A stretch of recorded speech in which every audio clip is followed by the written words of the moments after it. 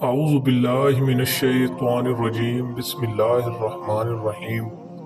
اللہ تبارک و تعالیٰ کے نام سے شروع جو بڑا مہربان اور نہایت رحم کرنے والا ہے۔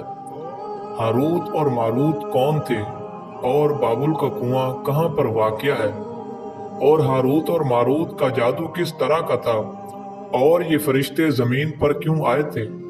یہ وہ پراسرار سوالات ہیں جن کے جوابات تو بہت زیادہ ہیں، لیکن لکھنے والوں نے ان کے بارے میں بہت کچھ لکھا ہے۔ تو ہاروت اور ماروت کون تھے اور وہ زمین پر کیسے آئے تھے؟ ان تمام تر سوالوں کے جوابات آج کی اس ویڈیو میں ہم آپ کو بتائیں گے۔ آپ لوگوں سے گزارش ہے کہ آپ لوگ ہماری ویڈیو کو اینڈ تک ضرور دیکھیں۔ ہاروت اور ماروت کے بارے میں بنیادی طور پر دو روایات ملتی ہیں، ایک تو وہ جو قرآن و حدیث میں موجود ہے، اور دوسری وہ جو تابعین کے قول میں موجود ہے، اور ایک وہ جو توریت اور انجیل اور اسرائیلی روایتوں میں آتی ہے۔ آج کی اس ویڈیو میں ہم ان دونوں روایتوں کو مکمل طور پر اس ویڈیو میں آپ کے سامنے پیش کریں گے۔ روایتوں کے مطابق ایک مرتبہ حضرت ادریس علیہ السلام کے زمانے میں زمین اور آسمان کے درمیان پردوں کو ہٹا دیا گیا تھا، تو فرشتوں نے زمین پر آباد لوگوں کو دیکھ کر تعجب کا اظہار کیا۔ تو فرشتے کہنے لگے کہ یا رب العالمین، ہم تو ہر وقت تیری عبادت کرتے ہیں اور گناہوں کے قریب نہیں جاتے، اور یہ بنی آدم کس قدر گناہوں میں مبتلا ہیں، اگر ہم ان کی جگہ ہوتے تو کبھی تیری نافرمانی نہ کرتے۔ تو اللہ تبارک و تعالیٰ نے ارشاد فرمایا کہ انسانوں کو غصہ اور شہوت یہ دونوں عطا کی گئی ہیں، اگر یہ دونوں چیزیں تم لوگوں کو دی جائیں تو تم بھی ان کی طرح گناہ کرنے لگو گے۔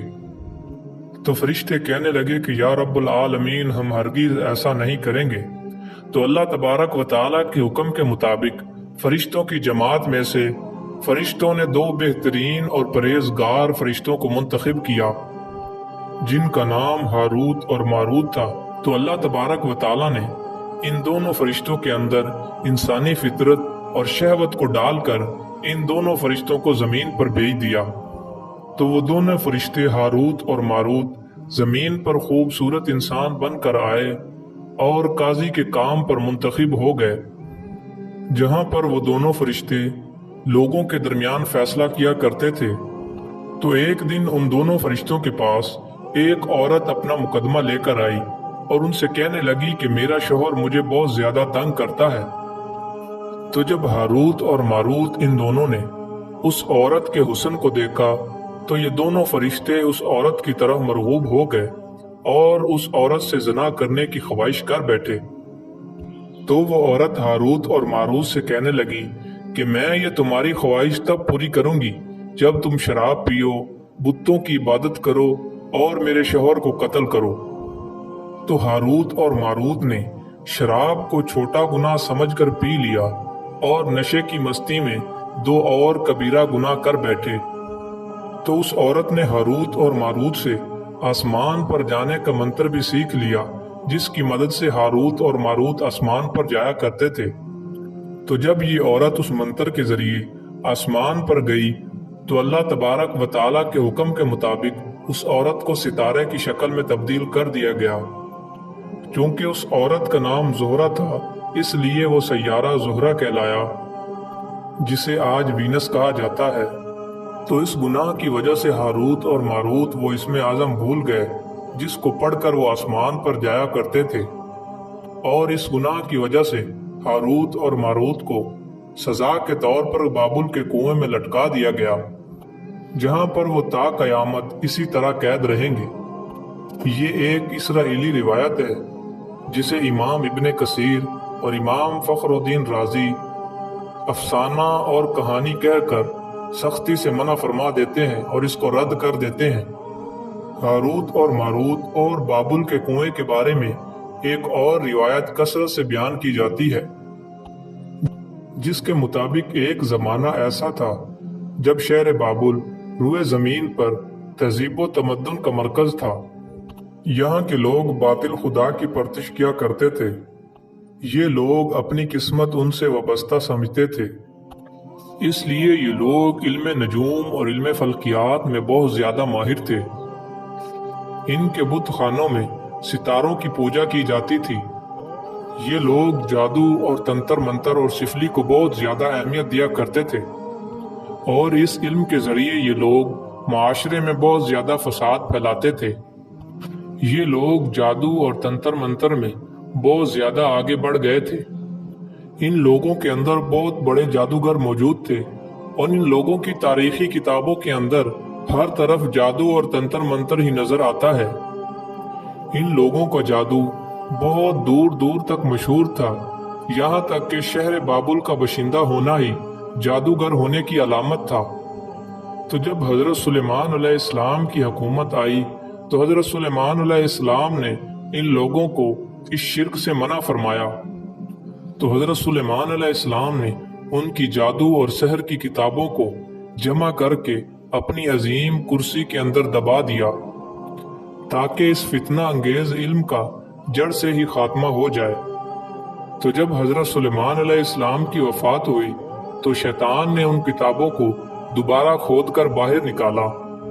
تو شیطان ان لوگوں سے کہنے لگا کہ سلیمان پیغمبر نہیں تھا، بلکہ ان کتابوں کے ذریعے ہی وہ حکومت کیا کرتا تھا۔ تو شیطان ان لوگوں سے کہنے لگا کہ ہوا میں اڑنا، جنات پر قابو کرنا اور حضرت سلیمان علیہ السلام کے غیر معمولی معجزات اس جادو اور سفلی کا ہی عمل تھا۔ تو بنی اسرائیل نے شیطان کی پیروی کی اور ان کتابوں کو پڑھنا شروع کر دیا۔ تو لہٰذا دوبارہ یہ فتنہ انگیز علم اس قوم میں سرایت کر گیا۔ تو اللہ تبارک و تعالیٰ نے حضرت سلیمان علیہ السلام پر لگے الزام اور اس بات کی نفی کرتے ہوئے سورہ بقرہ میں ارشاد فرمایا ہے، اور انہوں نے اس چیز کی پیروی کی جو شیطان سلیمان کی بادشاہت کے وقت پڑھتے تھے، اور سلیمان نے کفر نہیں کیا تھا لیکن شیطانوں نے ہی کفر کیا۔ لوگوں کو جادو سکھاتے تھے، اور اس چیز کی بھی جو شہر بابل میں ہاروت اور ماروت دو فرشتوں پر اتارا گیا تھا، اور وہ کسی کو نہ سکھاتے تھے جب تک یہ کہہ دیتے کہ ہم تو صرف آزمائش کے لیے ہیں، تم کافر نہ بن۔ تو جب یہ سحر اور جادو بابل میں عام ہو گیا اور لوگوں کی تکلیف کا باعث بن گیا، تو اللہ تبارک و تعالیٰ نے دو فرشتوں کو زمین پر مامور کیا کہ وہ اس جادو کو باطل کرنے کا طریقہ لوگوں کو سکھائیں، تاکہ وہ لوگ جادوگروں کے شر سے محفوظ رہ سکیں۔ یہ تعلیمات غلط مقصد کے لیے بھی استعمال ہو سکتی تھی، حالانکہ وہ فرشتے لوگوں کو تنبیہ کرتے تھے اور لوگوں سے صراحتاً کہتے تھے کہ یہ تم لوگوں کے لیے ایک طرح کی آزمائش ہے، لیکن اس کے باوجود وہ لوگ ایسے کاموں میں پڑ گئے جو کہ انسانوں کے لیے ضرر اور نقصان دہ تھا۔ بعض عربی داستانوں میں اس کنویں کا ذکر بھی ملتا ہے جہاں پر کئی لوگ پہنچے اور ہاروت اور ماروت سے ملاقات کر کے ان سے جادو بھی سیکھا، جبکہ بعض مورخین کا کہنا ہے کہ عراق کے شہر حلہ کے قریب ایک کھنڈر میں موجود قدیم کنواں ہے جہاں سے شہر بابل کی سرحد شروع ہوتی تھی۔ یہ اس کنویں کو ہی چاہے بابل قرار دیتے ہیں۔ بہرحال اس واقعے سے ہمیں یہی سبق ملتا ہے کہ سحر اور سفلی شر کا باعث ہے، اور اللہ تبارک و تعالیٰ کی بارگاہ میں دعا ہے کہ اللہ تبارک و تعالیٰ ہمیں اس شر سے محفوظ رہنے کی توفیق عطا فرمائے۔